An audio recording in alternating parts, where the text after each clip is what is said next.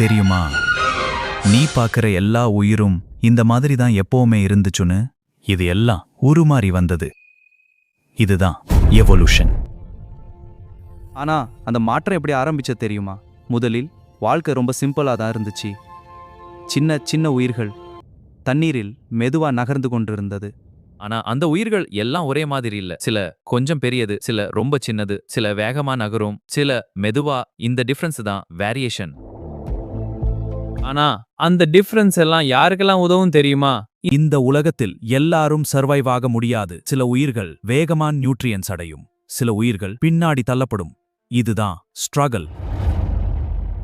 இந்த மாற்றம் ஒரே நாள்ல நடக்காது. நேரம் எடுத்துக்கொள்ளும். சுற்றுச்சூழலுக்கு ஏற்ற மாதிரி உயிர்கள் மாறிக்கொண்டே இருக்கும். இதுதான் அடாப்டேஷன். மாற்றம் தொடர்ந்து நடந்தால் ஒரு புதிய நிலைக்கு கொண்டு செல்லும். நீரில் பிறந்த வாழ்க்கை மெல்ல வளர்ந்து பெரிய உயிர்களாக மாறியது. இதுதான் எவல்யூஷன். நீரை விட்டு வெளியே வந்த பிறகு வாழ்க்கை இன்னும் கடினமாயிற்று. ஆனா சில உயிர்கள் அதை தாங்கிக் கொண்டு முன்னேறின. அதுவே புதிய உலகத்தின் ஆரம்பம். நிலத்துக்கு வந்ததும் வாழ்க்கை இன்னும் மாற ஆரம்பிச்சது. உடல் அதற்கு ஏற்ற மாதிரி மாற்றமடைந்தது. நிலத்தில் வாழ கற்றுக்கொண்டது.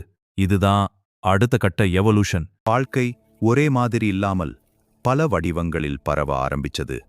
ஒவ்வொரு உயிரும் தனித்தனி வழியில் வளர்ந்தது. இதுதான் டைவர்சிட்டி. மாற்றம் மெல்ல நடந்தது. ஒரு உயிர் மனிதனாக வளர்ந்தது. இது எவல்யூஷன்.